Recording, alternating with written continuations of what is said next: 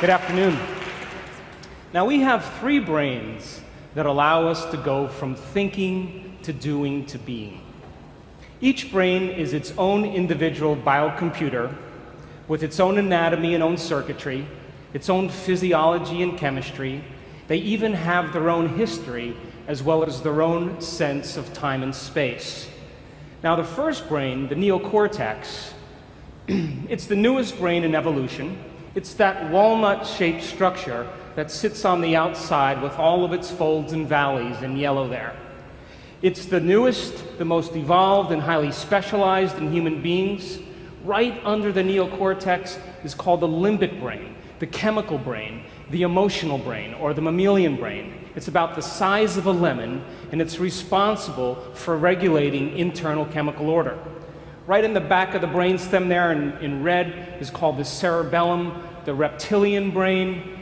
It's the oldest brain in evolution. It's the seat of the subconscious mind. Now, your brain is made up of about 100 billion neurons.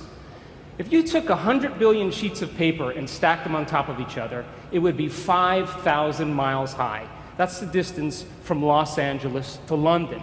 Now, nerve cells possess the unique ability to store and communicate information between each other. So your neocortex, your thinking brain, is the seat of your conscious awareness. You're listening to me right now with your neocortex. And what the neocortex loves to do is to gather information. And every time you learn something new, you make a new synaptic connection in your thinking brain. That's what learning is. Learning is forging new connections. And every time you learn something new, your brain physically changes. So you read a book on how to ride a bicycle, you read a book on how to build a doghouse, you read a book on how to dance the salsa, how to cook French cuisine, how to become successful, how to be a better parent. And your brain literally upscales its hardware to reflect a new level of mind. The principle in neuroscience says this: nerve cells that fire together wire together. And as you begin to learn new information, you biologically wire that information into your cerebral architecture. So if learning is making new synaptic connections, then remembering is maintaining and sustaining those connections. And just like any relationship, the more you communicate, the more bonded you become. And neurons are exactly the same way. Now, once these neurons begin to fire and wire together, they actually form networks, what neuroscientists call neural networks. Now, neural networks are just gangs of neurons that have fired and wired together to form a community of neurosynaptic connections. It could be related to an idea, a concept, a memory, experience, a skill or behavior and action. But these networks actually have an electrochemical component. And if you want to see mind in action, watch this. That's a thought right there. Again. So you generate more electrical impulses in your brain in one day than all the cell phones on the planet put together. Now, the neuroscientific definition of mind is the brain in action. Mind is the brain at work. Mind is what the brain does. And because we have 100 billion neurons seamlessly pieced together, we can make the brain fire in different sequences, different patterns, and different combinations. And whenever we make the brain work differently, we're changing our mind. So once you've understood something intellectually, theoretically, once you've understood something philosophically, if you take what you intellectually learned in your thinking brain and you apply it, you personalize it, you demonstrate it, it means you're going to have to modify your behavior in some way. And if you change your actions and you do something differently, you're going to have a new experience. Now, when you're in the midst of an experience, everything you're seeing and smelling and tasting and feeling and hearing, all of your five senses are gathering this vital information from the environment. And as you begin to process all this information and it's rushing back to your brain, jungles of neurons begin to organize themselves into patterns. The moment those neurons string into place, the brain releases a chemical, and that chemical is called a feeling or an emotion. So experience then enriches the circuitry in your brain neurologically, but then it produces a chemical that's released in the second brain called the limbic brain or the emotional brain. So you can remember your first kiss. You can remember graduating from college. You can remember the birth of your first child. You can remember finishing a marathon. You can remember catching a fish off the coast of Mexico and then taking it home and cooking it and drinking some really good wine that tastes good and feeling the ocean breeze on your face and seeing the sunset. And we could say that you were altered from that experience. The problem is, you can't remember what you had for dinner the night before. That's because routine lulls the brain to sleep. So a great example of this then is most Americans can remember exactly where they were on 9/11. You can tell me who you were with, what time of day it was, and what you were doing. We could say then, when you were in the midst of that moment or that experience, everything you were seeing and hearing changed your internal chemical state. And the moment you felt altered in some way internally, your brain perked up and you paid attention to whoever or whatever caused it. And that event, in and of itself, is called a memory. Now, let's say you read the book called From Forgiveness to Compassion to Unconditional Love. And this book had inspired you so much so that you decided to read it twice. And as you began to review this information in your mind and contemplate on it and self-reflect, you begin to cause those neurons to form into networks to reflect a new level of mind. You find yourself in the shower thinking about it. You're driving to work and you're contemplating these concepts. You begin to talk to your friends about what you learn, and you're beginning to develop long-term relationships in those neurons. And all of a sudden, you're moving around your office and you're saying, you know, you need to be more compassionate, you know? Wow. And someone else, you say, you need to forgive. Everybody is impressed with your knowledge. They're knocking on your office door and they're asking you to administer to them, and you're resolving everybody's problems. Things are going really well. And all of a sudden, you're driving home from work, and you get a call on your cell phone, and it's your spouse. And your spouse tells you that they forgot to mention in the morning that it's your mother-in-law's birthday. And you pull over on the side of the road and you think, I hate my mother-in-law. She hurt my feelings 10 years ago. She tells the same stories over and over again.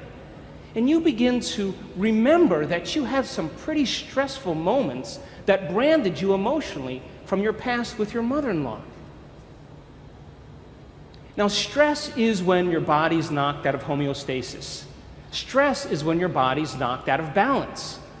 Now, when you see a lion, you begin to turn on a primitive nervous system. But it doesn't even have to be a lion. You could see your mother-in-law, and it produces the same exact effect. Now, let's go one step further. It doesn't even have to be the physical appearance of your mother-in-law. You can begin to think about certain things and auto-suggest, and you can turn on the stress response just by thought alone. Now, your body is your unconscious mind. It does not know the difference between the actual experience in reality that produces the emotion and the emotion that you fabricate by thought alone. To the body, it believes it's in that experience. So the moment the limbic brain begins to make a blend of neuropeptides, it begins to signal the hormonal centers, and you get a rush of energy to prepare you for this event, real or imagined. Now, the moment that happens, you become altered in some way. The fight or flight nervous system causes your pupils to dilate, your mouth gets a little dry, all of a sudden your heart rate begins to change, your respiratory rate changes, and blood is being sent to your extremities, and now you're prepared to either do battle with your mother-in-law or never go to the dinner, to stay and run, stay and fight, or to run. Now, what was once highly adaptive, all of a sudden is now maladaptive. Because when we turn on the stress response and we can't turn it off, now we're headed for disease. So then you're sitting on the side of the road, and then you think, I read the book on compassion. Damn. And the moment you begin to think about what you have to do, something very natural happens. You begin to think about what you were thinking about. You begin to pay attention to how you're reacting. You begin to notice how you're feeling. And that concept in neuroscience is called metacognition. We can observe who we're being. And because we can observe who we're being, it means we could modify our behaviors to do a better job in life. So now the frontal lobe is the seat of your awareness. It's the home of the you and the me. And as you begin to think about who you no longer want to be, the frontal lobe acts like a volume control.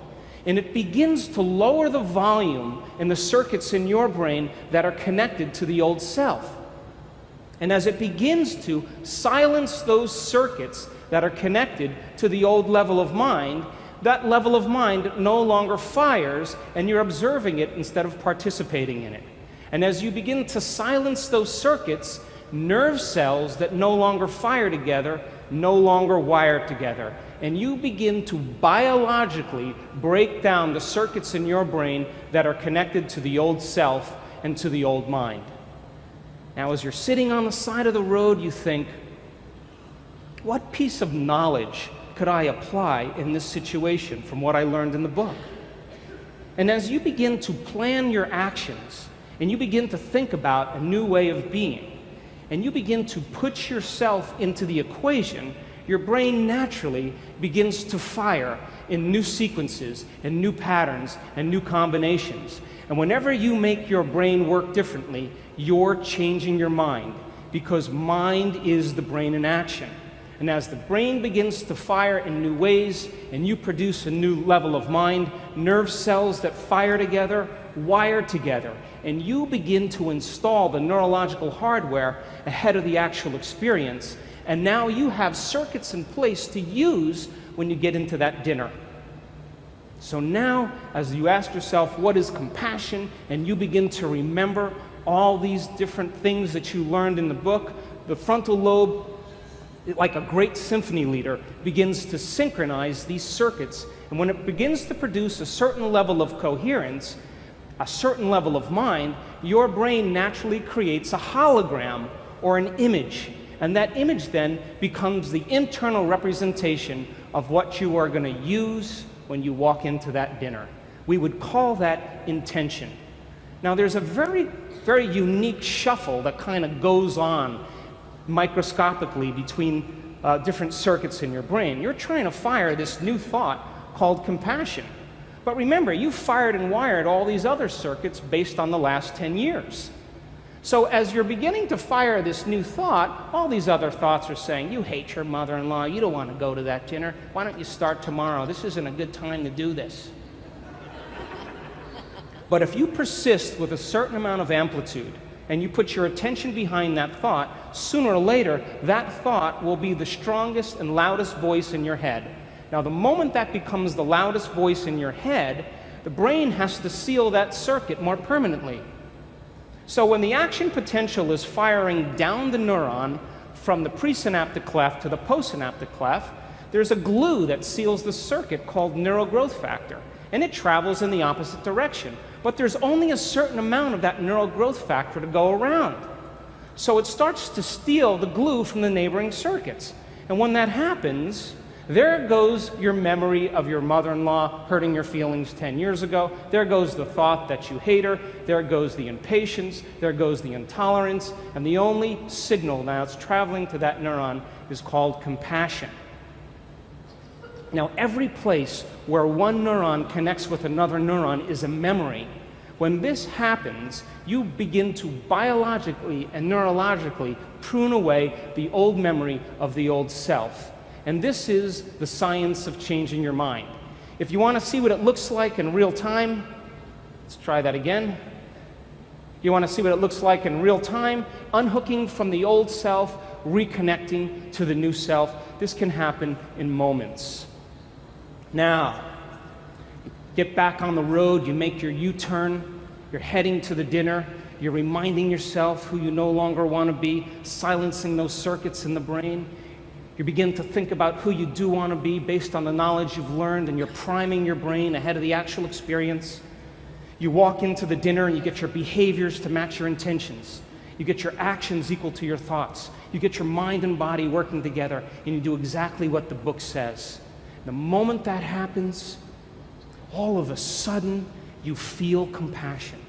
Now, the moment your heart begins to open and you feel compassion, you are teaching your body emotionally to understand what your mind intellectually understood. You see, knowledge is for the mind, but experience is for the body. And when we begin to experience compassion, now we are embodying knowledge.